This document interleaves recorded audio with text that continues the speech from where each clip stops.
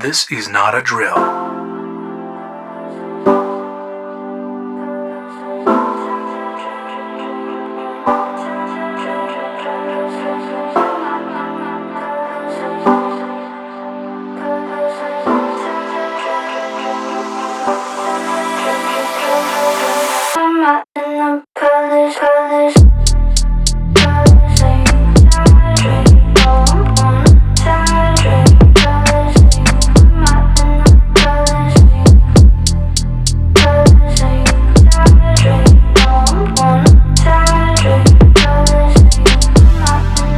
What's up, ladies and gentlemen, and welcome to the No Show. You know, sometimes in life things just don't quite go as planned, and on this particular episode, that story is no different. Our originally planned guest has unfortunately come down with that new, what do you call that new variant? The Omicron variant. So they were unable to make it, but have no fear. Just like the listeners of this show, we're going to adapt and overcome. So without further ado, please welcome the beautiful, the talented Mrs. Stephanie Prothro. Thank you for having me on. All right, so let me explain something real quick to all of you. Of Stephanie's many talents, and she does have a bunch, public speaking is not one of those talents. Did not finish college because of speech. She was scared of the class. This is literally the same girl that a few weeks ago on their company's 10-year anniversary, they were planned to go in and give a little thank you message to their boss on camera. Someone wanted to call in sick because they were terrified of the thought of being on camera. Yes, I wasn't having it. So that's okay though, because you know what? We're going to get through it on this show. Stephanie is now half a bottle of wine deep and has made us some other drinks as well. So we're going to get through it and we are going to deliver you an absolute banger tonight. So let's get started. I want to get down to business. Let's give a little advice to our single fellas out there, because I know we have a lot of y'all listening. And being yo man, I always get when I'm seeing people, they're coming up to me, they're like, hey bro, does Stephanie have any, hot single friends that you could hook me up with or anything like that? And after I explain to them that you literally don't have any friends at all, it usually ends in disappointment. But let's pretend for a brief moment that you do have some hot single friends. Okay? Conjure up those brief moments where you've been single, and let's start with maybe some don'ts. What are some no-nos that us playalistic gangsta pimps out there doing that instantly kill our chances with y'all? I mean, you know me. I don't really have a lot of problems in this area. Do you not? Stop the cap. Stop the cap right now. Stop the cap. But regardless, what are some of the things we're doing that are just instant no? A super turn on would not be having social media at all. Like, not mysterious. Like, women love a mysterious man, that you can't find much about on the internet. So, I love that now. Just not knowing somebody who just doesn't want to put themselves out there. Like, you were like this. So in other words, the opposite of me is what women are looking for. Social media present, for sure. But, we didn't have social media growing up. You and I, neither one of us did. And I mean, we're not that old. We had Facebook and stuff that we had to use our college ID in emails. 2007, when MySpace was a thing. Okay, I lose track of time. Okay, regardless, let's not speak about how old we are, but let's dive into social media. What are the guys doing on that they should not be doing? I'll say the selfies.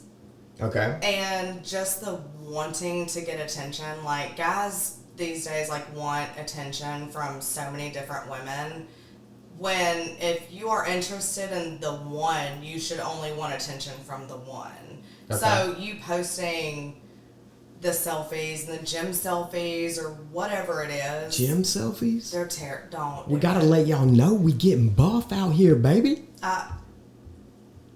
No? No. Okay. If the steroids don't tell us that you work out, the gym selfies do. Am I right? Okay. So let's say I'm a single guy.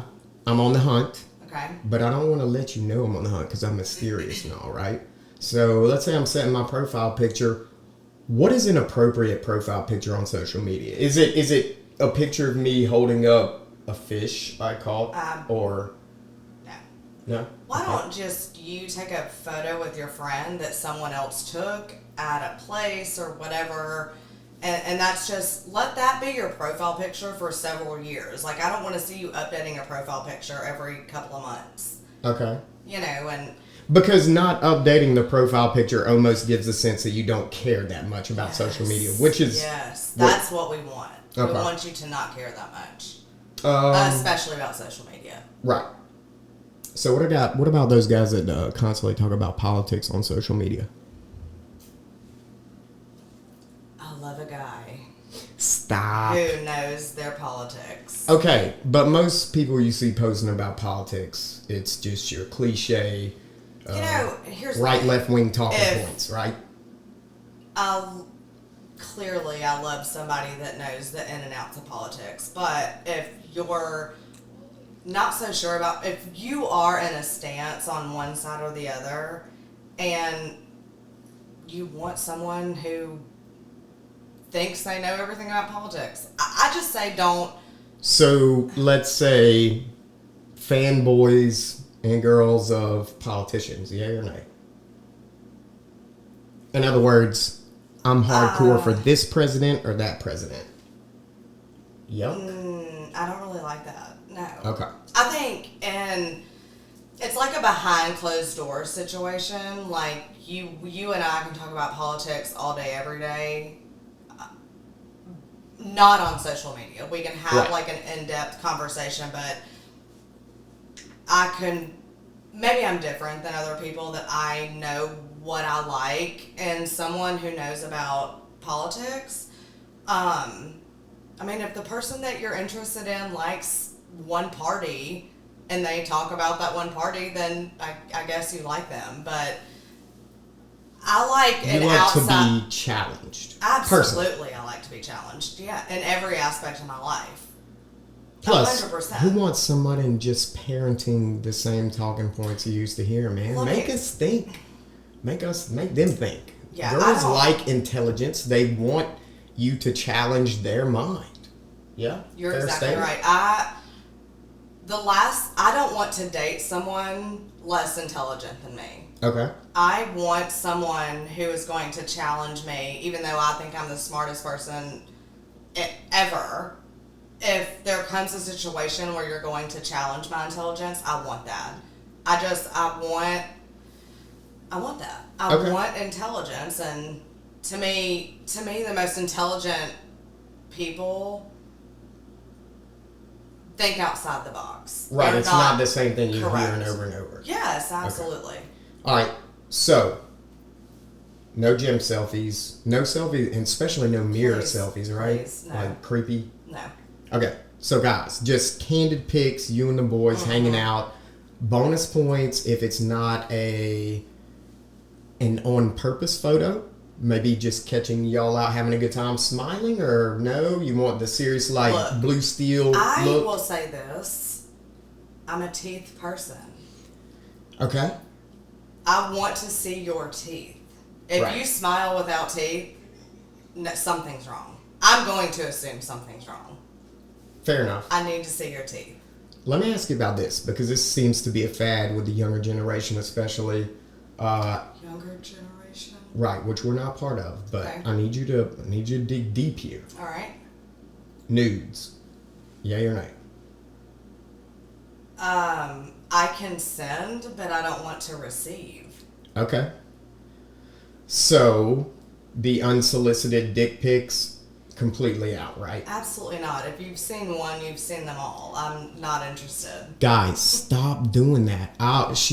Every female that I've ever this is weird, but that I've talked about this subject to says the same thing. Don't You've talked do to it. many females about this subject. Okay. Don't do it. Don't do it.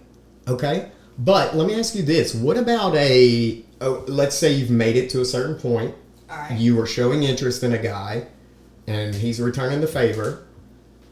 What about a classy, topless pic at the lake or at the pool? Yes, absolutely. If I ask for it, hey, send me a pic of yourself. Yes. Okay. Yeah.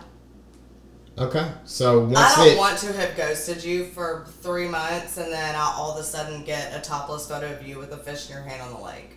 Okay, yes.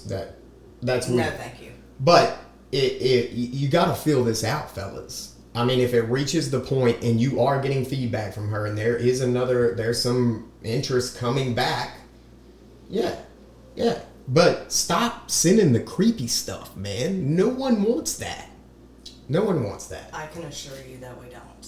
Okay, fair enough. So let me ask you this question, because this is a personal theory of mine. I don't want you to hold back. I don't want a politically correct answer. We're trying to help the fellas out here, okay?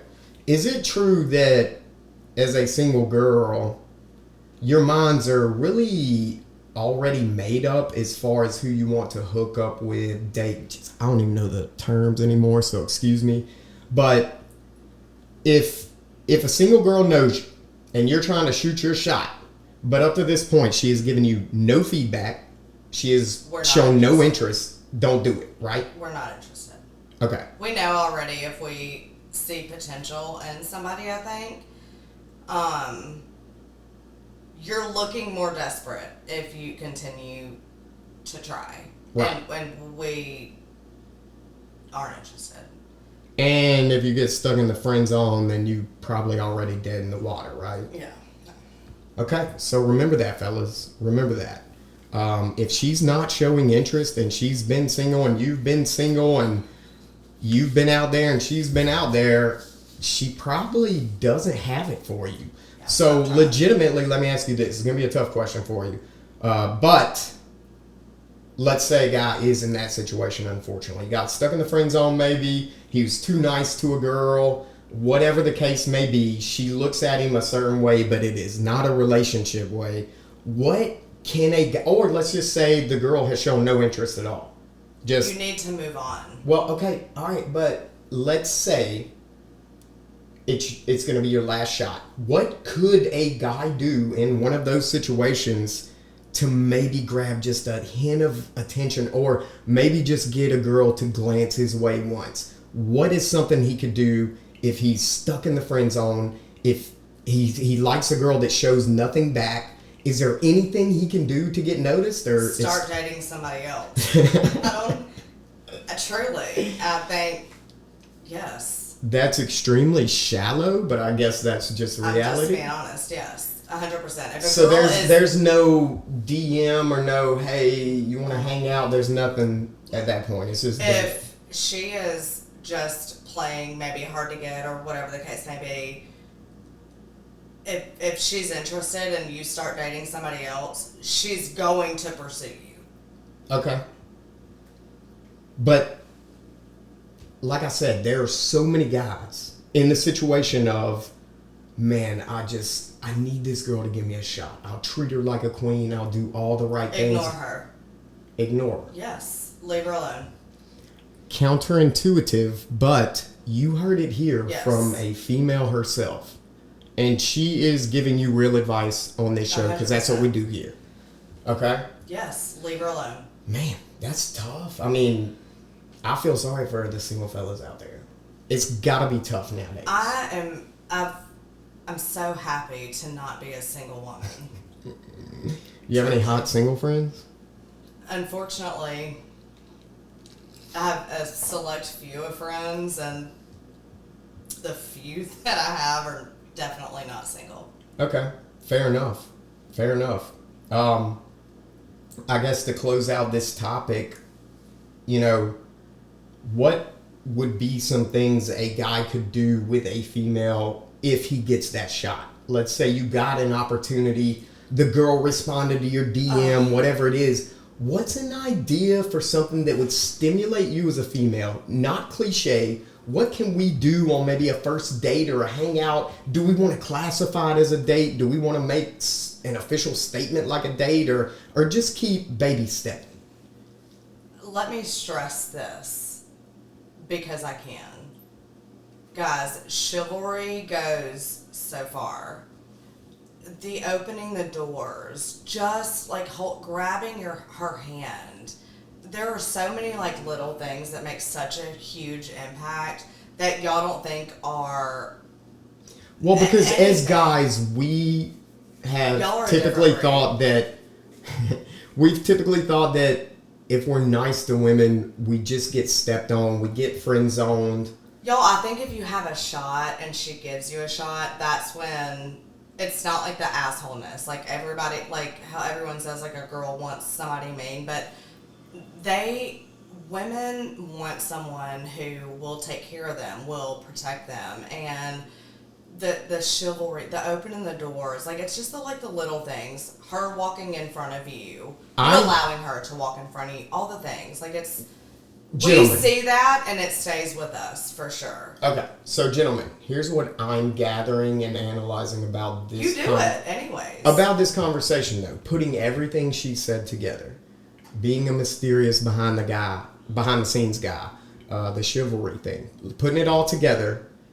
Here's the deal: if you're coming on too strong and she's turned off, it doesn't matter what you do, because that's what a lot of guys I know go hard after a chick and she's no, constantly dissing on them, and they're like, but I'm being nice. Girls don't want chivalry because she don't want me and I open doors for her and all that. Guys, the connection has to be there first. You've got to draw the attention. And according to what she said, if that attention or that mutual interest is not there, best thing you can do is move on, man. Don't follow that trail of heartbreak towards that girl you think you're in love with. Look, it's got to be a mutual connection, man. Gotta be. She's not the one. She ain't the one. So, fellas, take what you can from this tidbit of information, and we both are going to be praying for you. For sure. Okay?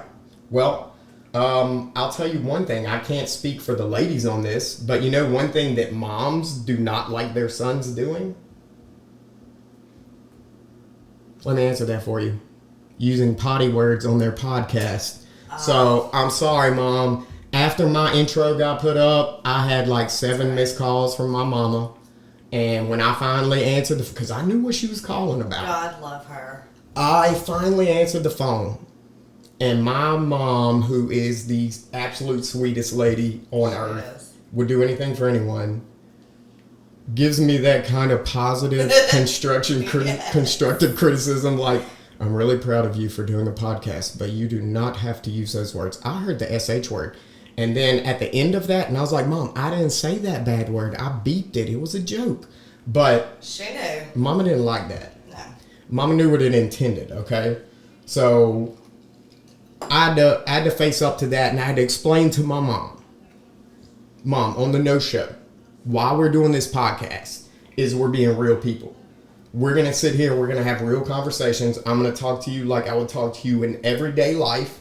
There are certain situations where profanity should not be used. Business situations, meeting new people, all that kind of stuff, right? Like, I totally agree with that. But on this show, we're trying to give you something you can relate to, right? Something real. I want you to listen to this show and feel like we're having a conversation just like we would be if it wasn't nobody listening. So I had to explain to Mom that's what we're doing. God bless her. She shared my podcast though, and you know, she supports me, but in everything she does. In everything. So. She's a great mom. So Mom, if you're out there listening to this one, you may have been turned off by the first one, but just know this, even though I've let a few dirty words slip, I love God and I love people. You raised me well, okay? She did. And she's a great mom. She's been through a lot of stuff. She's the best. I told her, really if you think Stephanie is terrified of public speaking, you should see my mom.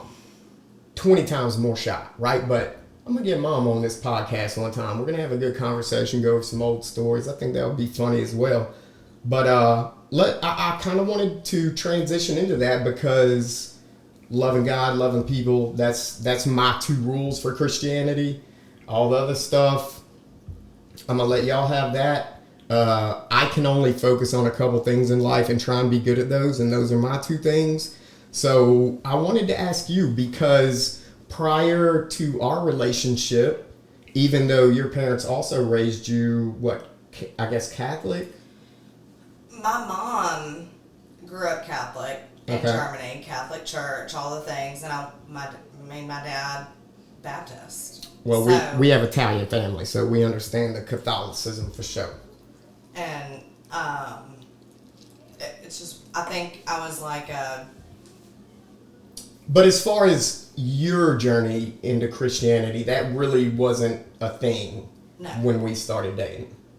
It wasn't a thing prior to us started dating. My parents are very...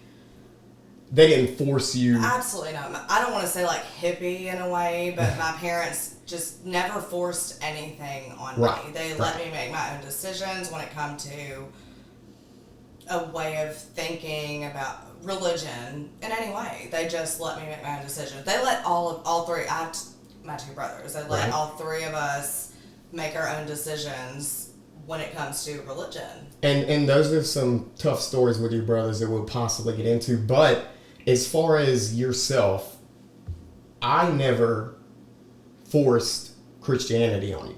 However, we did have many discussions, and you were genuinely curious. There's nothing better when someone legitimately wants to learn about something with, despite all the things they've believed growing up or all the bad things they've thought about spirituality or God or whatever you want to call it, or Christianity.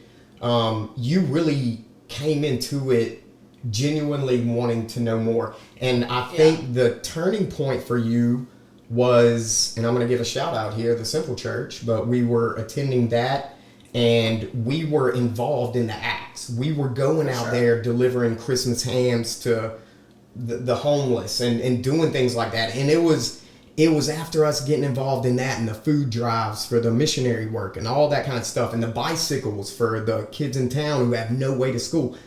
Acts of love and care got you on board to the point where, what is your tattoo? Oh, I am second. I'm second. Why don't you explain to our viewers what that means? So, I fight maybe the stigma of I question everything and I am just not one to fold under the pressure and what other being people, told what to think or right. believe. I'm not going to be told what to think, or I'm going to have my own opinion. And I want to say it was at Simple Church where I saw the I Am Second video. And it was. I do remember it because they played it. It was with the bass player of Korn. No, bass player of Korn. Head Welch. If you haven't seen that, go watch it. It's amazing. It changed my life. But essentially, that statement is saying, "I'm second. God is first, and through God, we're going to do these acts of kindness. We're going to help others." Because Stephanie is one of the type of people that heart of gold. I have to stop her from picking up stray animals on the side of the road. We've taken trips to New Orleans, and I have to explain the people that are trying to scam her versus the ones that really need help. She wants to give to all, right? So it was seeing that side of Christianity, not the church, not the things that people normally do. It was being involved in the actual acts of kindness that led her to really start diving into her relationship and journey. To me, it's the act. I'm not interested in being told what to believe on. You're just reading the Bible to me and expect me to understand it. I'm not interested in that. Right. And I'm interested in the act of it. And you mentioned the stigma, but I think a lot of the problem with, and I keep using the church, when I refer to the church, I'm talking about a man-made religious organization.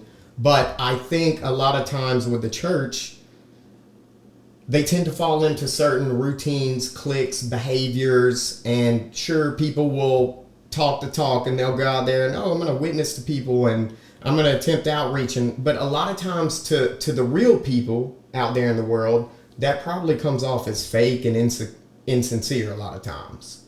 And as good as their intentions may be, a lot of people can't relate to your typical churchgoer. Yes. And, my brother Alex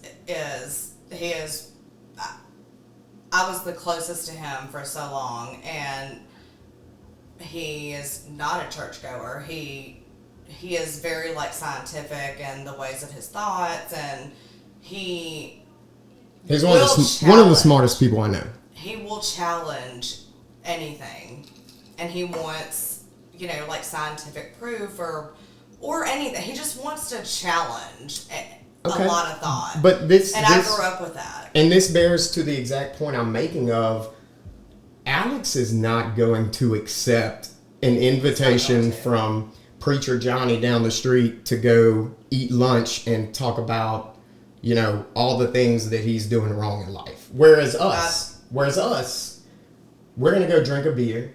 That conversation is going to come up organically. We can get into it. And we're going to have an actual discussion. Right.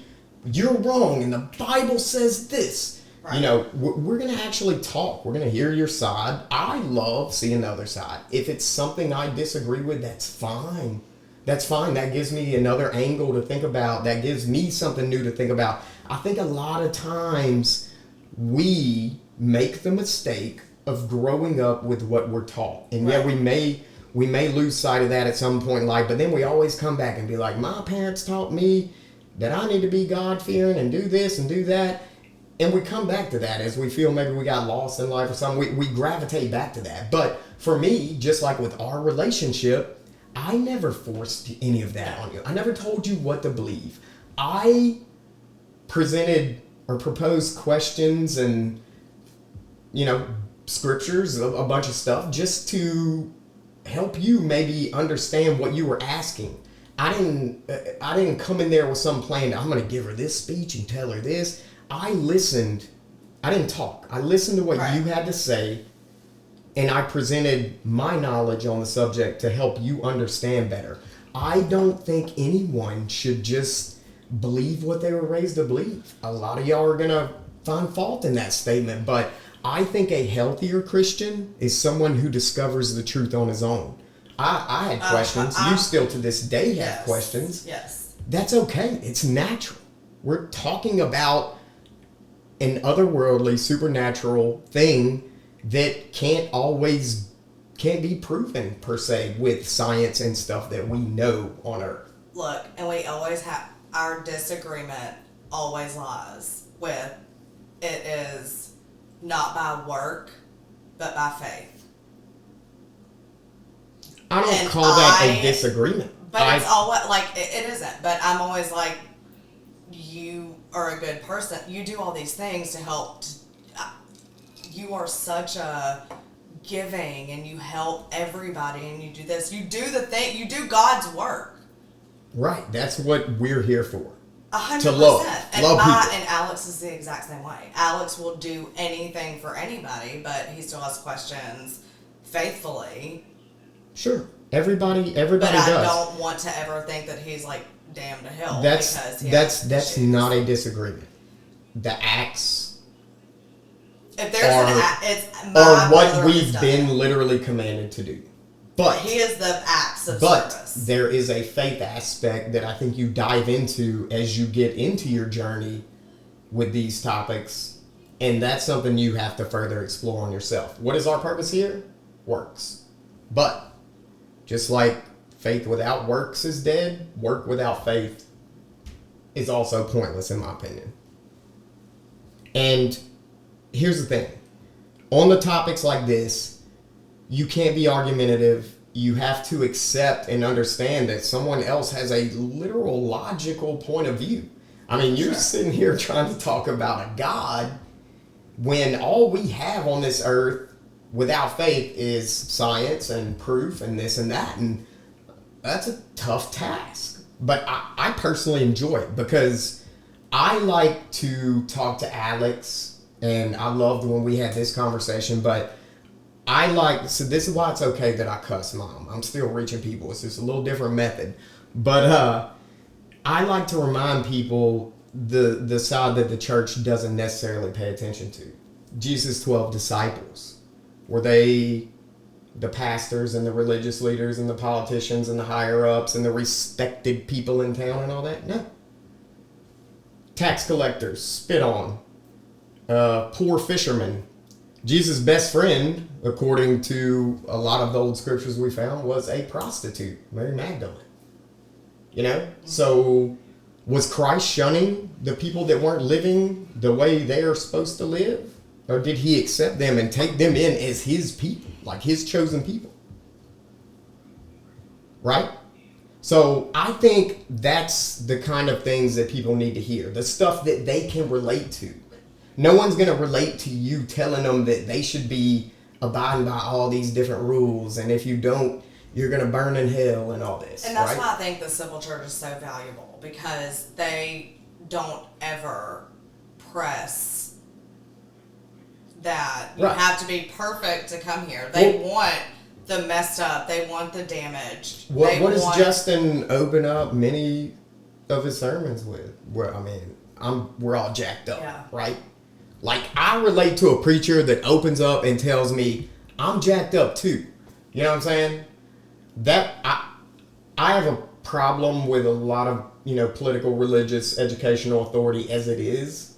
So someone trying to tell me that I should listen to them and they're leading this great life that's so much more godlier than mine, no thanks, man. I want someone I can relate to, and a lot of people out there that aren't Christians, I think they want the same thing. If you're going to reach them with a message, they have to relate. And I don't think Christ teaches that you have to be perfect and this and that. He hung out with the lowlives. That's the people he changed. The most compelling stories are going to be from the people that pulled themselves out of the worst situations. That's right. And found God, and those are the people that I would relate to. Well, and I would love to hear stories like that. Look, it's a filthy topic, and no church-going Christian wants to talk about it. But look at the filthiness with the Catholic Church, the priests, and it's not just religion. Politicians, look at all this stuff with the Epstein Island. Look at all these people in positions of authority. These are the people that are trying to tell you that they are somehow superior, either through God, either through, wanting to do good for us regular Americans. Those are the people you're finding are going to this island and doing all this whacked out stuff, right? I think that's why to switch subjects again, to me, media is it taints just society as it is. And you just live, and live faithfully and just be happy in your own self. You don't have to worry about what media is trying to tell you, or you hear all these bad things about these politicians or whatever. But that should never affect your own personal life. But it does. But they're the ones making our laws, right? But, not politicians, but just social media people in general, famous people. That none of this should ever affect your personal life. I think that's the difference. But also, when you say politicians, they make the decisions in our life, but they do. But our perception of them doesn't change. They're going to make their own decision whether we like it or not. I see a lot of politician, pastor, preacher worship out there. Right. It freaks me out. It freaks me out. Because what is the commonality with all of them? Look, man, here's the truth of it. I'm going to go ahead and lay this out for you.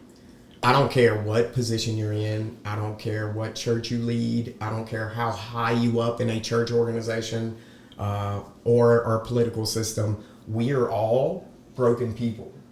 Oh, yeah. And the people that have a problem admitting that are the people that try and get up there and act like that's why I can't stand when people worship a president, or they're like, people literally will fall out. Do you remember going to Houston? And I'm not Yes, just I do. picking on Trump here, but it was a Trump rally. Yes. People were literally hands in the air worshiping. Thank you, God. Thank you, God. It was the freakiest, cultish thing I've ever seen in my life. And people do it for Biden too, and Obama. Think about that. The worship there. But that freaks me out. People actually look at these people in these positions as if they're some greater person. Isn't that weird to you? Yes. Because Yes. that's why those people go to dark places. I believe, this is my theory, I believe all that weird stuff with Catholic priests and these politicians, Hollywood actors. Look, those people get put on such a pedestal by us, not me, Yes. but us, that they literally rise to this corrupt, authoritarian state. And that's why they get caught doing all this weird stuff. Look, I know what I'm capable of. I know who I am. I'm not trying to be a role model. I'm not trying to tell my son what to think, what to believe. I want him to find truths on his own. And if we're not scared of the truth, why would we be worried about our kids or our friends or anyone else finding the truth out on their own? What is the harm in that? Why do I have to tell someone what to believe? I can give them facts. I can give them sides. I can give them information. But I don't want to tell anyone what to think or how to believe. You know, I think it is like the cultish, you have to pick a side. But you don't It is. have to Everything pick a is side. politicized, though, You don't right? have to pick a side. But- you can be independent. You can think that you don't have to You agree with can, either side. But we don't do that, and that's my problem. Honestly, it's why, a part of the reason why I started this show. Facebook is ineffective, but literally spent years saying, look, if you follow this side or this side and you don't realize that you're being hypocritical on some point, that's an issue to me.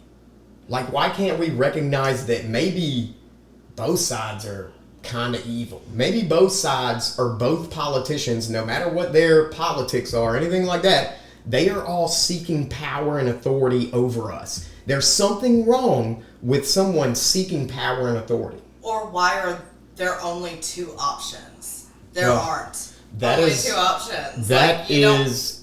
It's not a bipartisanship. Like, you can have That's a another 5-hour discussion for another Okay. day. You know what I'm saying? Yes. But you're dead on. Two options. Who gave us those two options? These two parties. Because they want us to believe one or the other. And if I agree with this one more than this one, I'm fanboy here. And vice versa, right? But it doesn't mean both of those. You always hear, well, he may not do everything right, but he's way better than that other guy from that other party. Yeah, I don't like that. So you're admittedly choosing the lesser of two two evils, which leads where? They're both evil. Yeah. Okay, don't so anyway, we're gonna have a discussion for that on another day. We Lord can have talk all mercy. night. That's right. I wanted to bring up the quote from Brennan Manning that before we close out this topic, as far as what we were talking about originally with you, your brother, and stuff like that. He said the greatest single cause of atheism in the world today is Christians who acknowledge Jesus with their lips, walk out the door, and deny him by their lifestyle. That is what an unbelieving world simply finds unbelievable. What do you think? That's the truth. Because there's no one that makes me want to be unchristian, and it is the Bible It's the Bible thumper. Well, it's the hypocrisy, It right? is. It's I the don't hypocrisy like it. because we're all imperfect. We're all sinners. That's biblical, but we want to act like we're still better than the non-believer, or a lot of Christians do. So remember that. we're here to reach people, to love people, not to judge people. I think being judgmental and, you know, you're doing this. It's not our job. It's not our job. Even if what we truly believe in our heart is that you're doing something wrong and we care for you, it is still not our job to judge you and say you are this type of person because you engage in this activity. Correct. Let God handle that, ladies and gentlemen. All we got to do is love each other. You know what I'm saying? So, let's save the rest of the religious talk for another episode because, like Stephanie mentioned, I have one of the coolest, kindest, most highly intelligent atheists ever in her brother. I consider He's my the brother-in-law, best person my family. Me and him always diving into, you know, not only science, but also intelligent design, stuff like that. We want to have this dude on for sure. He's by the way, this is the type dude he is. Literally living down here forever. He's an outdoorsman. And he is an engineer mentality, super smart guy. He could do anything. Me and him actually worked together. He was our quality control for concrete I worked at. But he up and decided, like, I ain't about all this life. He up and moved to Alaska on a remote island. Yes. And survives there by himself. He has since his love of, you know, tech and concrete and stuff got the best of him, and he got back into the quality control and doing concrete up there in Alaska. But man, don't you just love that somebody taking life by the reins and saying, screw all the nonsense, man. I'm going to pack up, go live my life solo with nature and Alaska and just do what I want to do. Get away from the noise. Yep. And he did it. So I want to have him on. Me and him will talk more about this religious stuff. I hate using that word. Me and him are going to have that discussion. But I also have some amazing family that pastor churches. Donnie, the Butterman. Yes. From New York City. Holla. He is, I want to have him on and we can get into some biblical stuff. He is of the Pentecostal variety, but don't let that, I mean, we may break out some rattlesnakes and stuff, but he knows his stuff, man. We're not and going to he talk is about rattlesnakes. Right. Okay. Quick story. So my family down south is Pentecostal. And when me and Stephanie first started getting serious, I decided, which has only been like 2 or 3 girls in a lifetime that I've introduced to my parents and family. But when me and Steph got to that point, I brought her down. And my mom was like, we're going to Uncle Carly's church in DeQuincy on Sunday. Right? My family did perfect. When she gets there and we introduce and we're eating and stuff before church, they're telling her, are we bringing out the rattlesnakes today or is that next Sunday? The look on this girl's face was terrifying. Okay? My Uncle Carly, pastor, who's pastor in this church at the time. Okay, so let me go back to, y'all remember that I'm terrified. I cannot speak in public. The thought of the thought of being center stage that will literally make her pass out. I can't. And so everyone talked about testifying. Uncle Carly told her, hey, since you're new to the church, and everybody carried it perfect. I didn't have to set anything up. They just did it automatically. But Uncle Carly's like, you know, Stephanie, since you're new and just, you know, young girl here, we really want to get your testimony. He walks away. Stephanie's like, babe, what does a testimony mean? So I explained to her that giving your testimony is telling your story of how you came to Christ. I instantly see her face turn pale white. I'm talking paper, loosely paper. I'm gonna leave. Yeah, she was gonna leave. And so I kind of had to give in. I was like, babe, don't worry about it. He probably ain't really going to do it. Well, we sit down for that service. And man, Uncle Carly's coming in high energy, baby. You know how them Pentecostal churches do. And running up and down the aisles. He's running up and down the aisles. We got a little Holy Ghost coming out, speaking in tongues. And he said, I want to thank my family for coming here. Calls out my mom, my Y'all have stepdad. PTSD. Guys. Listen. He says, and we also want to welcome Joe and his little friend Stephanie. Her hand reaches over, and it terrified me because she squeezed my leg so hard, like I thought she was going to break skin. But he didn't end up making you testify. He was just kind of messing with you. So shout out to the fam on that one. Good job. We wouldn't have made it through that service. I honestly would like to have seen what would have happened, but I think it probably would have been too much for you, babe. It would have. So let's continue here. We're not ever going to be on this show, even when I bring in her brother, my family, people, like I said, we're not here ever to preach to anyone. I just like diving into the other side of the Bible and Jesus and science and everything else. I like kind of asking the questions about this stuff that people don't get asked a lot, no matter what side of it you're on, right? Like, let's make everybody think. That's the goal. So with that subject being complete, there's one question the audience is probably wondering. Are you going to be here to co-host when your brother comes on? Or is that one you just leave up to me and him? I don't want to gang up on you. I think I can handle it. I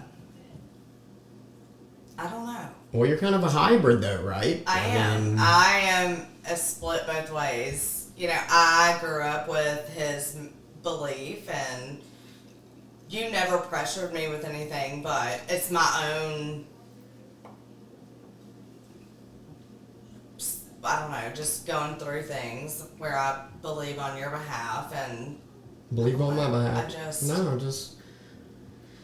You need to explore it. That's all there is to it, but... It's all about exploring on your own. That's and right. You've never pressured me with anything, which I'm so thankful for. Because I don't think that's the healthy way to develop a belief or a core mindset. I think that's something that we all need to discover on our own.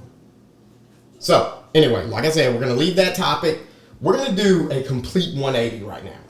All right. I want to get off the deep and heavy stuff. You and I... We're going to get real here for a second, okay? This is not something that gets How brought... are we not real with the Lord and Savior? Right. But this is something that doesn't get brought up a lot.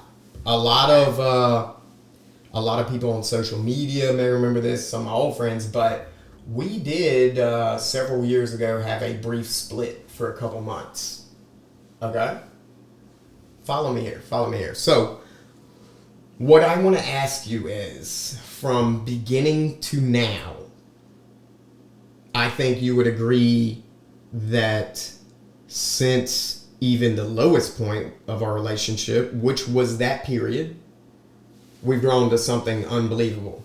And I want to share that with everyone out here. I want to know why you think you and I work, what we do well together, and just overall, what are the signs of a healthy relationship? What do you like about us? You know, I think you and I have been together for 10 years. I think, like, you pick and choose your battles, especially on my end. I know when to provoke something that I want to take a stance in.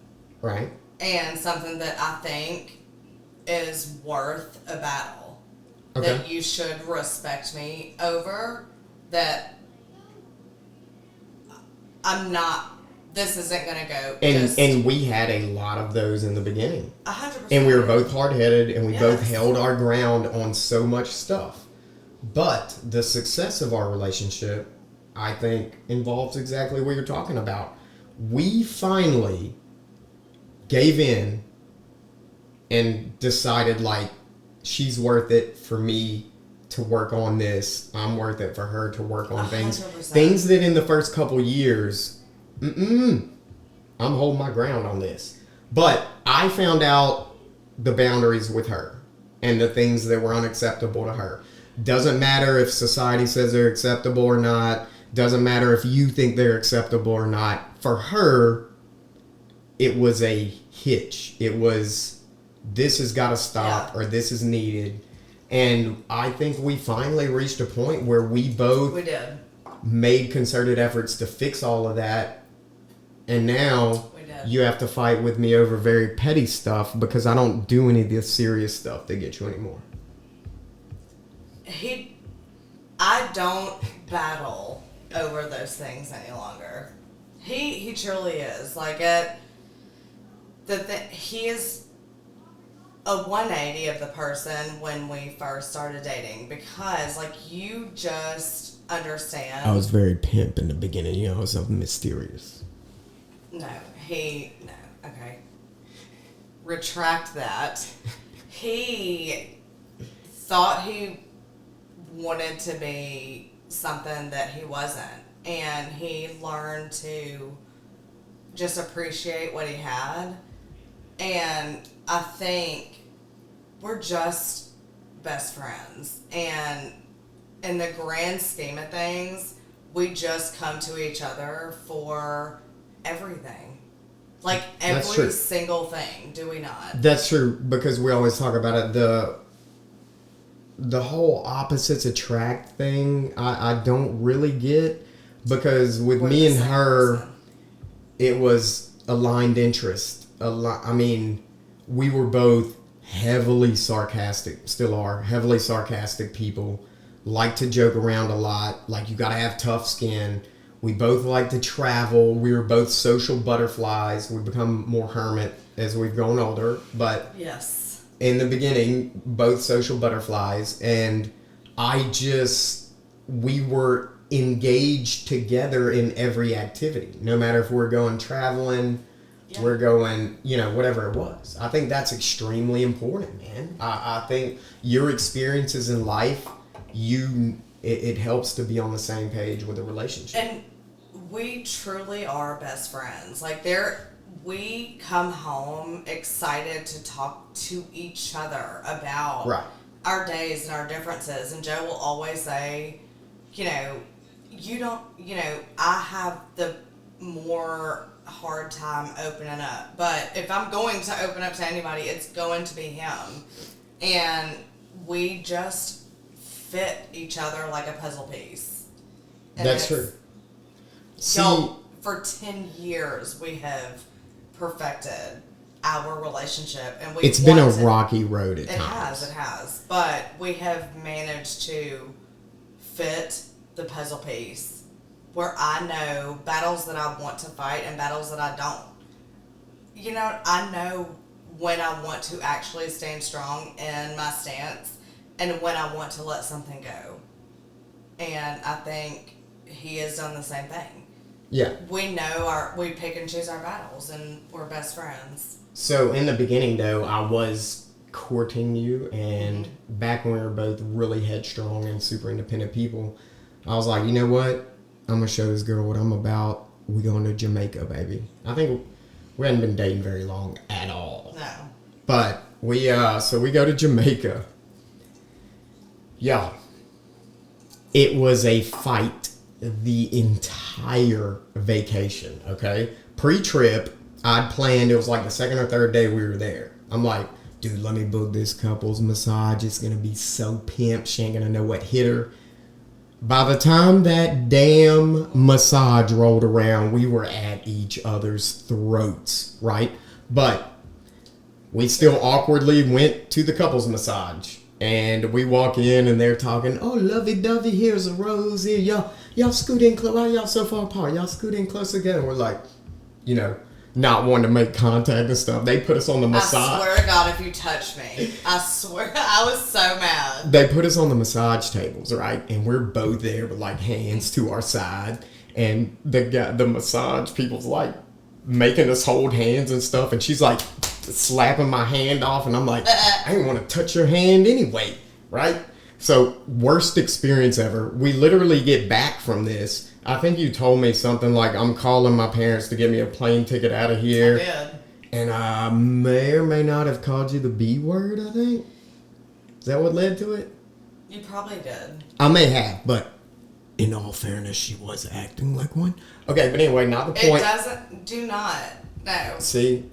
Okay, this is what I'm talking about. Even if you think they are being a certain way, there are certain boundaries. Hers is not being called that. Because let me explain what Not happened. being called names in general. Anything. We do not do names. You can't do names. But I did at the time. I was naive and, we had just started dating. This girl, and this ain't never happened to me before. This girl, before I could even blink, comes across, slaps me hard in the face. Look, man, I've never really, I've reacted in fights with dudes and stuff before. I don't know what happened. I literally was more shocked than angry or anything else. And I remember looking at you both. I mean, your eyes are huge. Your eyes are huge anyway, but they were real big. And I think my eyes were just as big. And I was like, did you just slap me? Y'all, no lie. This girl goes, yes, and I'm sorry, but I've just always wanted to do that. So I'm glad you could live out your life dream of cold slapping someone in the face. I'm sorry, I just don't think you ever watched the Sex and the City movie, but... You got that off a movie? Yes. Oh, jeez. I just loved the scene. You see what I'm doing with here, fellas? Big. So, like I've been saying... She didn't slap big. She hit him with her flowers, and I was like, yes. So you emulated a movie in real life? Yes. Oh my God, I was so excited. In paradise, in Jamaica, after I'd spent a fortune. Like that, my mind went there, and I was so excited to do that. So anyway, fellas, like we're saying, it takes a lot of work and patience. And hey, but you're 10 years in. I'm fine now, but I ain't never gonna forget that, so because I've never been slapped in the face by a female until that point, and hopefully that was the last time. I love being his first. Oh man. So anyway, that's a funny story from early on. We decided to maybe put a halt on the expensive Caribbean trips for a while till we maybe... How a while? 2 years later, we have gone to Cabo every year almost. I gave it 2 years to figure it out a little bit. But figured it out. So the process was, we went through that rough patch. We started getting better. I think the final step for her was, I had recently went through a divorce when we started talking, and I thought that I was going to be single for a while. I mean, that was my expectation. I was going to be single Joe for a long time. I'm done with the relationships. I think Stephanie was literally the first girl I met, but just started talking to afterwards and started getting in a relationship. So on one part of me, I'm like, I like this girl, I'm interested. And then the other part of me is like, dude, you told yourself you were going to be single. What are you doing? So I had this real internal battle going on at the time. So at any outbreak of a fight, I used to be like, fine, we're breaking up then. And I remember I kept doing that. I tried to break up with her 5 or 6 times. Yeah. And you confronted me one of those times, and you were like, if you break up with me one more time, I'm going for good. And I was like, oh, maybe I need to cut that out then. You did. Yeah. You know what I'm saying? So it was rough, man. We went through that rough patch. We started getting together. Then the darkest days, I think, came when we just kind of fell into a routine and we're doing the same thing over and over. There were a lot of life situations that were kind of coming in on both of us with work and just every family and everything else. So it just, there was a lot of pressure at that point, and I kind of lost that respect that should always be there. Vice versa. We probably both did. I did. And we did, man. We broke up for a few months, and it was a weird time because I've never really been, I guess, quote unquote, heartbroken. Of course, I've never been in a long-term relationship except for my ex-wife and you. But it was a rough time for me. And I was like, dang, I screwed that up. I never felt responsible, before. Or never really cared, I guess. So I fully admit, I pursued back, and you kind of play hard to get. And then I think it was just a couple months of that, and I was finally like, okay, I'm tired of chasing something and getting dogged on. And I was like, what? Yes. So I it was the same situation as me trying to break up with her like every day, and she finally saying, "You do this again, we're really breaking up." I kind of put the foot down there. I was like, "I'm done. I tried. Whatever. If you ain't into it, I'm gone." And I was like, "What?" So back to the original segment of this, when she's giving you guys advice on ignore her. It's sad, but it works. I swear to God, he like texted me that he was done with it. And he was at, I don't know if you were like the bowling alley. The bowling wherever alley. it was. And I was like, girls, hop in. We're going to the bowling alley. Like, And it was they like did. 2 seconds later, was it not? Yeah. And then we have, I had a trip planned out. I was gone that weekend. yeah, he had it planned out. It wasn't going to happen. Plan didn't come to fruition. She But, can be very truly. intimidating when she's angry. You see what I'm talking about? But yeah, that was it. No one was going to have the chance. Like that was it. Okay. And since that point, like, I think sometimes it takes like that crucial moment for you to realize, like, okay, this is serious. I need to change the way I'm doing something. Yes. You know, and kind of losing something that you love will teach you that lesson.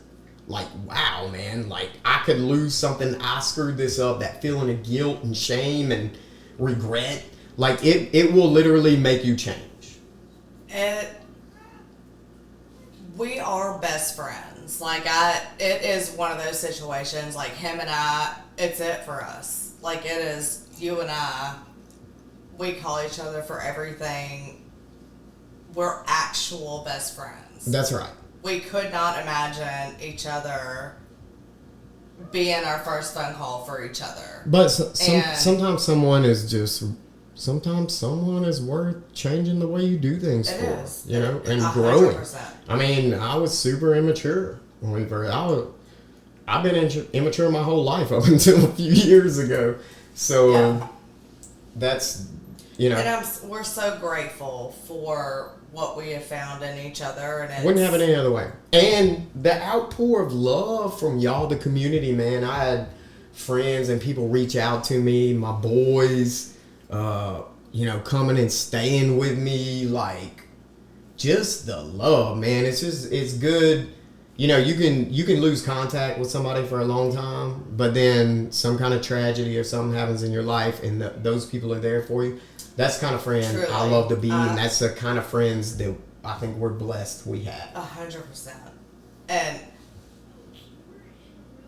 look, you get what you give, and I think in a true relationship, whether it is romantic or just friendship, it's you just put in what you want to receive.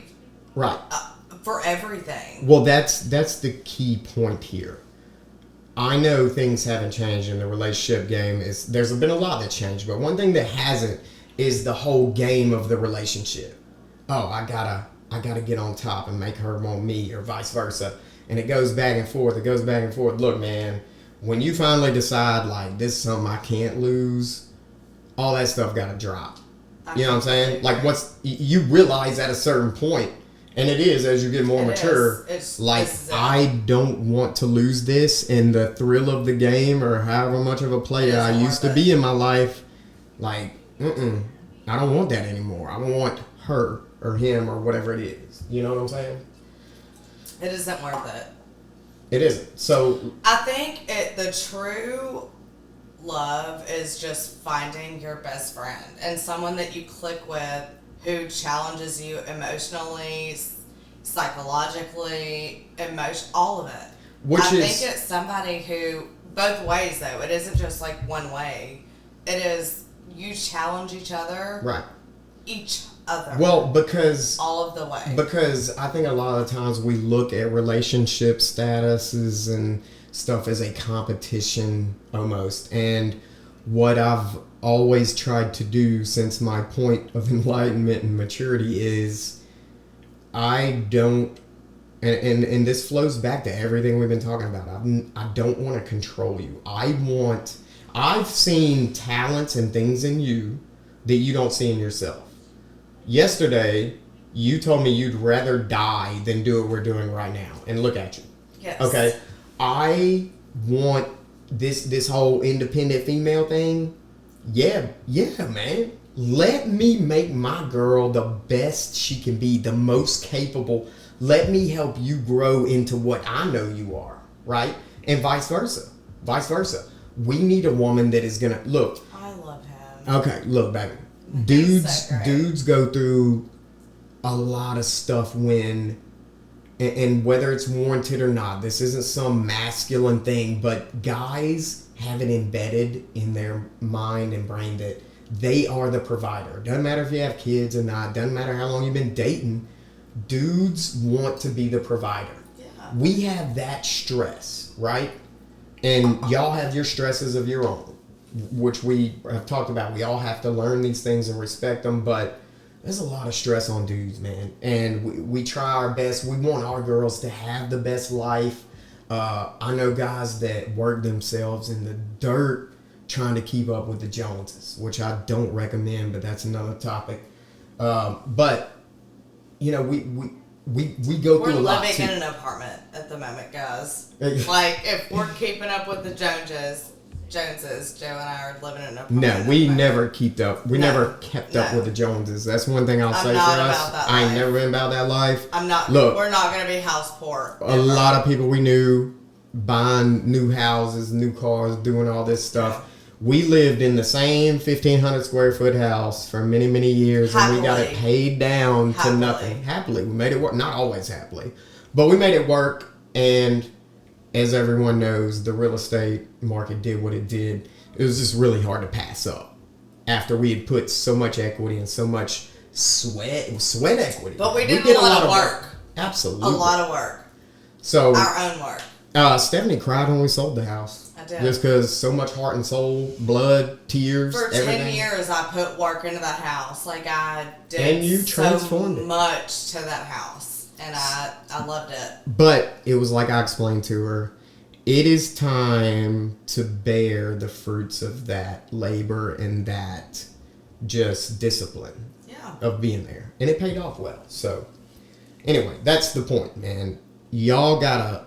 We know a lot of people where it's a competition, man. He's making how much? Why ain't I making that much? And this and that. And look at the house they're in. You got to give that up, bro. You got to live your life with your family, take care of you and your own. And I promise you, it's like Leonard Skinner said, man, be a simple man. Take care of you and your own. Worry about you and your own. The rest will fall in line. But if you're looking at other people or looking at your friends, you know, we know a lot of those people, too, that it's some kind of weird competition. We want to see everybody eat. I'd rather eat with my friends. I don't want to compete with them. That's right. So that's the mentality you got to have. That's why we're going to bring so many people on this show. I want to get the word out about you, whatever you're trying to do. We got to come together, man. We got to stop trying to compete with each other. Look, there's room for the table with everybody. Mm-hmm. You know what I'm saying? So... Anyway, that is pretty much what makes us, man. I love you. I love you. We did good. Okay. I love this. And like I said, when we did break up, man, people I hadn't heard from in a long time were heartbroken. We were heartbroken. We were too, but it's just funny that other people were like, nah, man, this can't be true. Y'all messed, and we have been so sarcastic on social media to that point. I literally had people being like, this is a joke, right? Because my relationship status changed to single, yada yada. Boom, you got rid of it? Not anymore. That's right. I think I put it's complicated or something. Okay. Because let me tell you what. One thing I do love about Stephanie Prothro is how frugal and just responsible she is with money. Are you insane? Okay, that was ultimate sarcasm. I felt dirty. I knew you were insane the moment you said it. So, fellas, sometimes females got their faults, but if you love them enough, you got to kind of deal with it. You know what I'm saying? Yeah, yes. So, you know, I want it all. Anyway, I don't know if you realize it, but we've been talking for well over an hour. I think the last final thing that you actually had asked me about talking on was just this in general, this podcast. Like, what the hell? Where did that come from? But obviously, you've been there from point A to point B, and I don't know. Let's talk a little bit from your perspective and mine about how this got started. So I don't have Facebook or social media. I have Instagram, but I don't have Facebook. But you, to me, anyone else can disagree, but to me, like, you are so intelligent, and I think your voice should be present in another platform where you don't have to have someone arguing with you the whole entire time. Right. And I think, like, your just vocabulary and all of it. I hate giving you so much praise. I swear to God, it kills me. It drives her crazy. It kills me. I Thank you, hate babe. this. Keep it coming. But you're so much greater than what you put on Facebook. Yeah, it's so limiting, and that's what I hate. And like I mentioned in my intro, people are already at position A or position B, and there really aren't any other positions, unfortunately. But if you bring up anything that even varies from either one of those sides, it's instant defensiveness or standoffishness, or I could write the most thought-provoking post ever, but if I open that post with something that someone interprets as disagreeing with my beliefs or my side or my president or my party or my whatever, it's instant shut off. You can't, they ain't even gonna read the rest of it, which I was guilty of making super long posts, but that's why we got this show. Now I can just keep you're rattling. so good at that. I think, like, if you can put your thoughts into a podcast. Well, being able to have an open discussion about it instead of limiting me to my 3 I or 4 love it. paragraphs or whatever I did. I love it. I think this is your niche. Good, and I want to have people on that, maybe come from another side, maybe whatever. I want that. I want you to be challenged. Yeah, man, I want to talk about it all. I think we're in this rut right now in America, and everybody's sitting here questioning, man, things are really going downhill, but it's got to be the guy I don't like's fault. My people got nothing to do with how bad it is right now. And I'm sitting here saying, they are both complicit. So this will kind of give me an open forum to kind of give you just an extra point of view. I love that. Unbiased. It's not Republican, it's not Democrat, right? And I'm not sitting here saying everyone listen to me, I'm going to change you into an anti-statist here within the month. Nah. But I want you to digest the other side. If you take what I have to say and my opinion on certain things and my perspectives and you still disagree or think another way, good for you. But we had the discussion. Correct. We're not sticking ourselves in echo chambers and only talking to the people that agree with us. Like, let's use our minds a little bit, man. But just challenge, even if you think something is your way only, just challenge what you think. It's like I said earlier, people are terrified of the truth. They're terrified that the truth may challenge. It may not be the truth. It may challenge what I've held. Your truth is different than their truth. Just challenge what your belief is. That's what I'm saying, but it is very difficult to hold a belief that's been held for a long time, whether it was taught or learned or whatever. It's very difficult to hear something that's logical. Do you hear that? It's super hard to change that. Okay, well, it's difficult to change long-held beliefs, but that's what we're going to try and do, because what's the harm in exploring it? You know what I'm saying? What's the harm in taking something? I think this president is the best person that's ever lived. What is the harm in hearing another side that's like, I'm not coming at you from a position of anger, I have nothing against this, your guy, but here are the issues I do have with what he's doing. What is the harm in exploring that and saying, either A, I disagree, I still love this dude, or maybe he's right, I still love this dude, or, dang, this dude right, we need to go in another direction. You know what I'm saying? So, anyway, that is why we're doing this podcast. Stephanie's been in it with me from day one. What I want to really get out there about this topic is that, I have no video, audio, technical, podcast experience whatsoever. This was a small seed of an idea. I explained to her that this would be good therapy for me. It would be something I would enjoy to do. And, you know, based on our circle of friends, this is the kind of thing we're into, man. Talking about stuff. And I told him to go for it. Like, she do did. whatever. She supported me. We made it happen. We got the stuff, and here we are. So, tell you what, we probably need to cut it off. But, ladies and gentlemen, please help me say thank you to Stephanie for stepping in for our other guest. And I hope after this episode that people aren't messaging me and being like, co-host or die. She needs to be on it every time. Because you were good, babe. So, round of applause. Thank you. Thank you, guys. Thank you. And everybody out there, hope you're ready for the next episode. Because as soon as we can record with our sickly friend, we're going to be on that. And we love you. I hope you enjoyed it tonight. I hope you enjoyed Stephanie. Everybody have a good one, and peace. We're out.